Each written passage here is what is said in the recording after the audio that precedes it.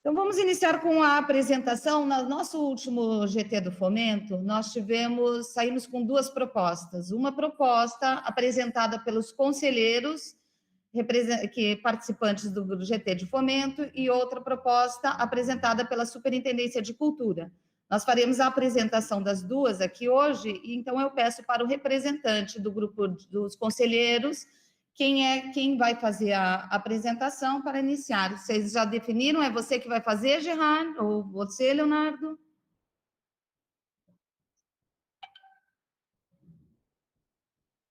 Eu posso, talvez não apresentar, mas justificar. Você posso usar esse tempo que foi acordado para fazer para deixar um pouco mais clarividente as questões. E aí, vocês não farão a apresentação da proposta? Nós acreditamos que não há proposta, porque o que foi colocado, o que nós colocamos, não é o que está sendo abarcado pela proposta geral que foi nos apresentada na segunda-feira passada na reunião do grupo de trabalho. Então, seria interessante a gente poder justificar isso, usar pelo menos parte desse tempo para justificar isso. Bom, usar o tempo não é um problema, Gerard. De encaminhamento, Luciana, posso dar? Sim, claro. Veja, Gerard e os demais conselheiros, há aqui uma oportunidade de vocês apresentarem a proposta como um todo, até porque o que foi tirado do grupo de trabalho foi o grupo propôs, de forma unânime, a apresentação da proposta como um todo, cabendo ao Estado também fazer a sua proposta. Então, não vejo, assim, nada obsta a apresentação vossa na totalidade hoje. Até porque o plenário precisa conhecer essa proposta como um todo, de forma detalhada, como você fez no grupo. Luciana, então, para um encaminhamento talvez de consenso, se você puder me conceder 7 minutos, né, uma fala minha, não em representação de grupo, mas uma fala pessoal minha, de 5 a 7 minutos, eu faço uso da palavra e não toco mais no assunto. Eu só gostaria de entender o seguinte: vocês não vão apresentar mais a proposta de vocês? Uma fala pessoal, não uma fala de grupo. Eu peço a palavra e peço uma concessão de tempo para que eu faça uma fala pessoal. Não tem problema, nós daremos. Só quero saber para a gente poder cumprir a pauta, sobre a apresentação da proposta dos conselheiros, a proposta da Bolsa. Quem fará essa apresentação? É por isso que eu quero usar a palavra, justamente para me justificar quanto a isso. Bom, então, a palavra é sua. Tá, obrigado. Obrigado, Luciana. Me avise quando tiver faltando um minuto, por favor, para terminar, para que eu possa concluir daí. Obrigado. Vou te avisar pelo chat. Eu li os lábios, eu li. Eu fiz leitura labial. Bom, mais uma vez, bom dia a todos. Eu estou aqui falando por mim, não pelo grupo e nem pela representação dos conselheiros da sociedade civil. Nós acreditamos, eu pessoalmente acredito, e eu planifiquei isso de uma forma muito clara, de que a nossa proposta, de forma democrática e popular, é calcada num tripé, que é a emergência que estamos agora em tempo, né? E esse momento esdrúxulo de exceção que estamos.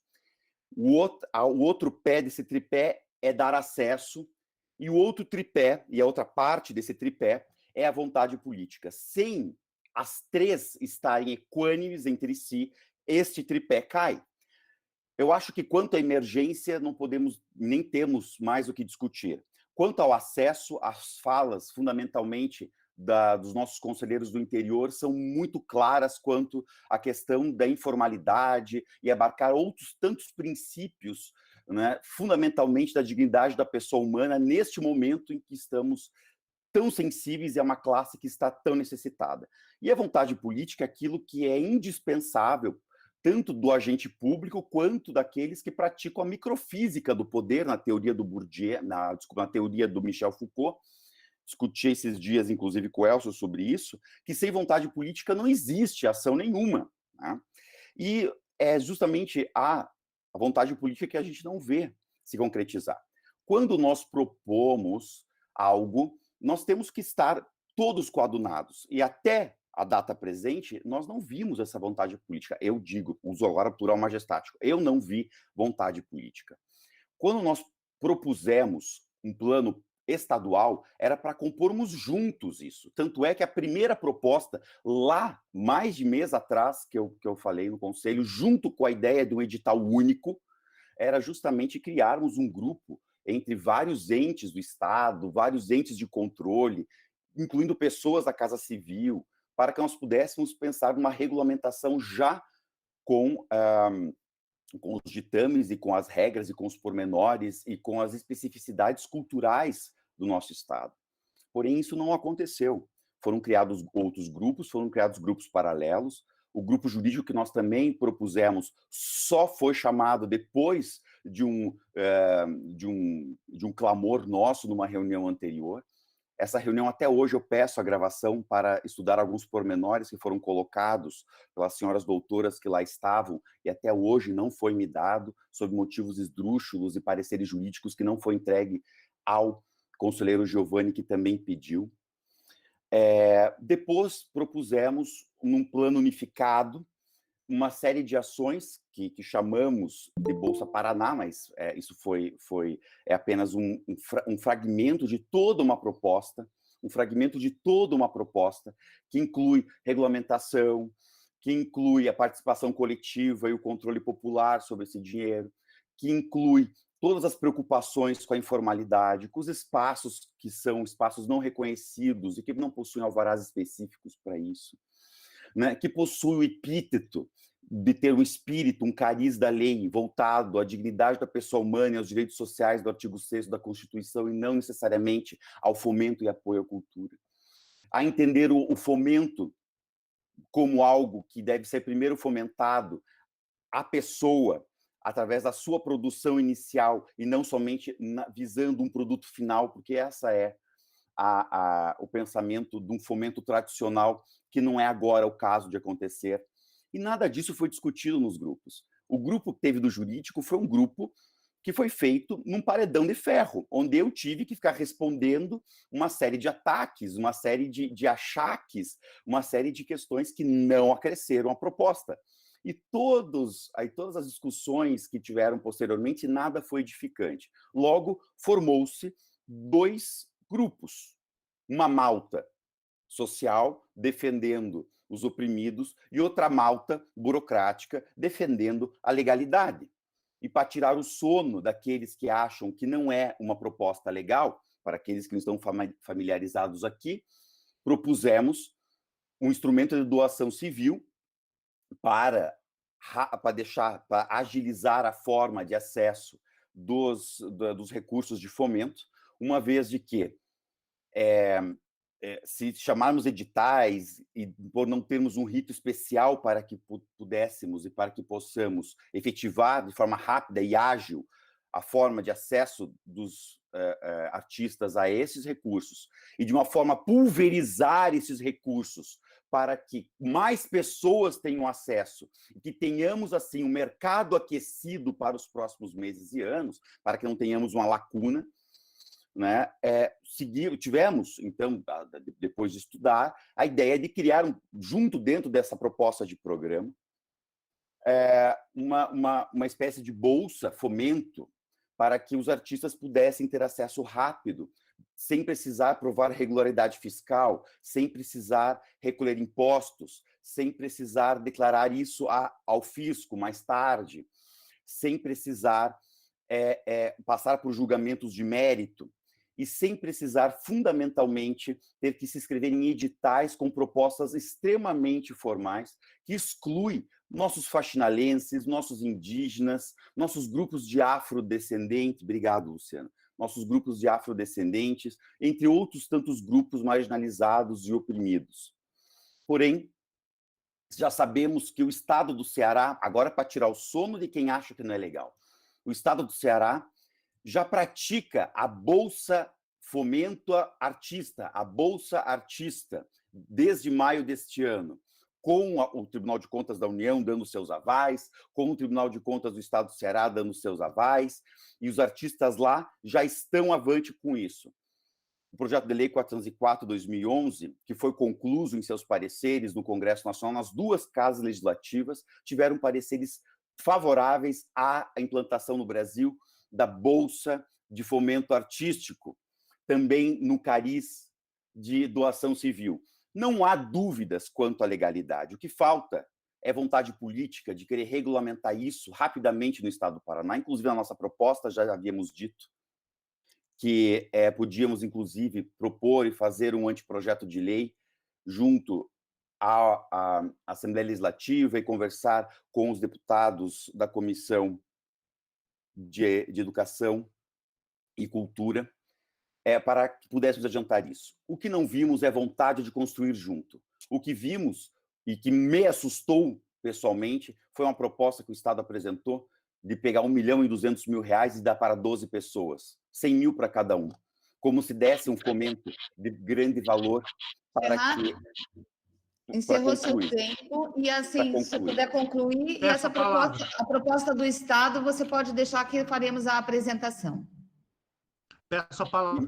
E me assustou uma política de fomento ainda à moda antiga, uma política de fomento ainda visando o grande produtor, ainda visando que esse grande produtor vai contratar quem ele quiser, e ainda assim excluir os técnicos que ficarão de fora mais uma vez, e os humildes e os famélicos que ficarão de fora mais uma vez. Eu temo porque a nossa proposta não foi discutida na seara que devia ser discutida, nossa proposta não foi abarcada como deveria ser e não foi construída conjuntamente, e virou algo como se fosse uma proposta pessoal. Sinto falta de uma política pública de cultura no nosso Estado. Um comboio, um trem só vai para frente porque tem uma locomotiva e um trilho. O trilho é a política pública, e a locomotiva é a administração pública direta que toca toda a sociedade por trás. Nós estamos sem essa locomotiva. Nós não temos hoje, eu digo por mim, isso é a minha opinião, agentes que conheçam a linguagem artística, que conheçam a realidade artística. E nós não temos um trilho, nós não temos uma política pública estruturada, fundamentalmente agora, nesses períodos, nesse período em especial, para dar a resposta que a sociedade artística e a sociedade como um todo precisa. Então, você pediu para eu te avisar quando acabasse o tempo. Eu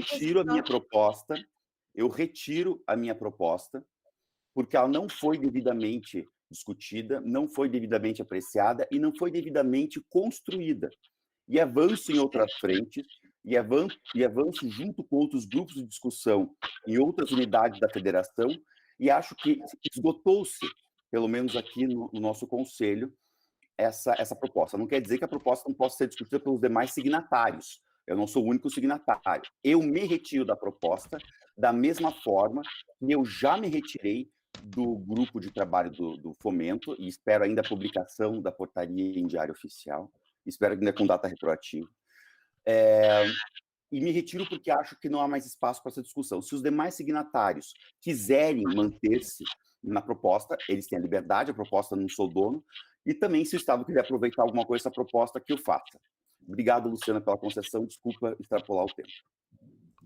Obrigado, Gerard, pela palavra. Obrigado, Luciana. Pegando o gancho aqui do companheiro Elcio, que não dá para ser um Espartacus ou ser um gladiador romano, eu digo que eu não tenho o talento para ser Joana d'Arc, né? E ser sempre aquele que vai ser crucificado no final da história, né? E para depois se ver exatamente o que deveria ser ouvido e quando não foi ouvido. Então, Elcio, você fica com como um gladiador romano, né? E eu fico sem ter paciência e sem ter talvez até o talento de ser uma Joana d'Arc. Como eu fui citado nominalmente pelo Laércio, eu quero dizer a ele que a visão talvez que ele tenha de arte seja um pouco belartista, né? A nossa visão de cultura é um pouco mais expansiva do que isso, engloba outras áreas, inclusive extremamente populares, que não são tão abarcadas por essa visão um pouco belartista, que geralmente é a versão que a gente consegue ter da educação formal, né? Mas o governo, de fato, não tem uma política estruturada de cultura. O Paraná existe como entidade política há 167 anos. E foi em abril deste ano que tivemos a aprovação de uma lei do Sistema Estadual de Cultura. E esta lei estadual, que criou o Sistema Estadual de Cultura, não foi discutido no âmbito do Conselho Estadual de Cultura. Quando foi colocado o anteprojeto de lei entregue ao deputado Recalcati, em maio do ano passado, eu pedi que nós discutíssemos isso no Conselho. E o então secretário de Estado da Comunicação Social e da Cultura, presidindo este Conselho, recusou a discussão. Isto não é construção de política pública. Isso é um dirigismo através de um projeto. Quando nós percebemos que da eleição desta composição do Conselho, que foi em dezembro do ano passado, até maio deste ano, 5 meses para um simples decreto, né, nos nomear para que pudéssemos compor o Conselho no meio da pandemia. Quando nós conseguimos entender que os planos setoriais não foram discutidos, e eu, ano passado, pedi a discussão dos planos setoriais estaduais de cultura. Isso não foi colocado em pauta no passado, até agora, também não foi discutido, que poderiam muito nos auxiliar agora na questão da Lei Aldir Blanc.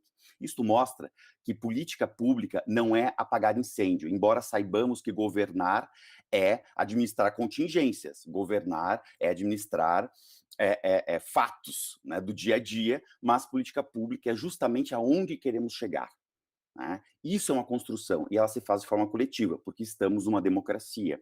Então, não, nós não temos. Né? E eu não quero expor ninguém aqui, porque se eu fizer 5 perguntas básicas sobre direito cultural, ou sobre história da arte do Paraná, para alguns dirigentes, talvez a resposta, se não for negativa, vai ser equivocada.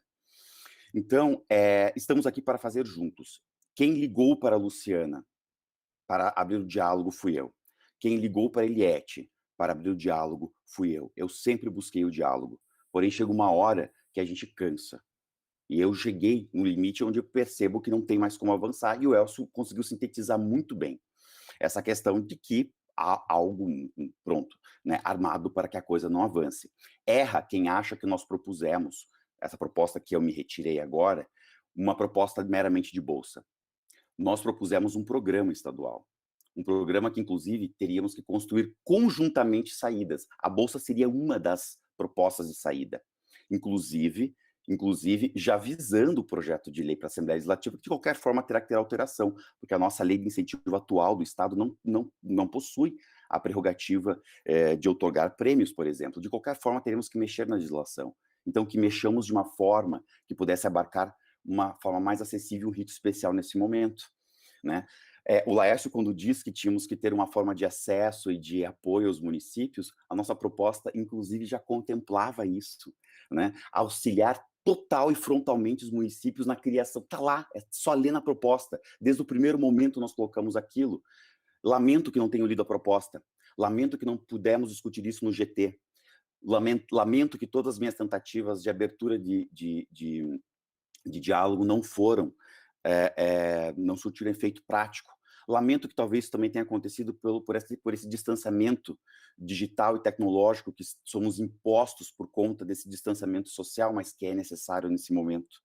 Lamento que sejamos ainda muito focados numa visão de fomento, apenas visando um produto final, e num fomento apenas entendendo que o empreendedor busca esse fomento e traz a sua equipe para fazê-lo, e não entendendo que da mesma forma que o poder é microfísico numa democracia também o fomento é microfísico.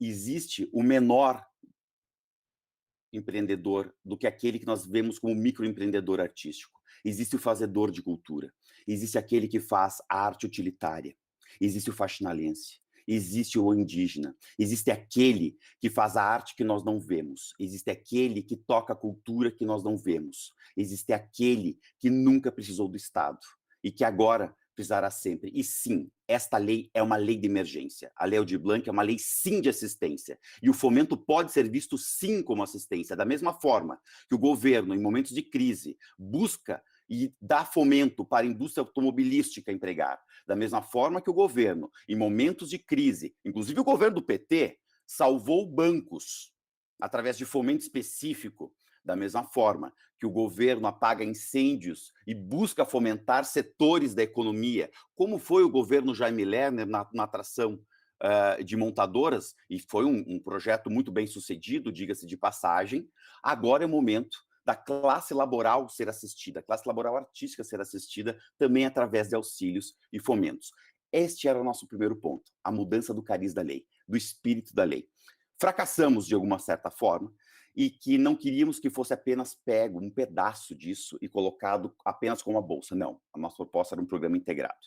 Eu vou continuar na luta em outras frentes e não tiro a minha disposição de colaborar, de construir conjuntamente, de agir democraticamente e de colocar a minha inteligência, a minha boa vontade, o meu espírito de ouvir aqueles que a gente não vê, e de ouvir aqueles que a gente talvez nunca possamos conhecer de forma profunda, que é aqueles que nunca nos buscaram, que nunca precisaram do Estado, nunca precisaram de nós empreendedores para fazerem cultura.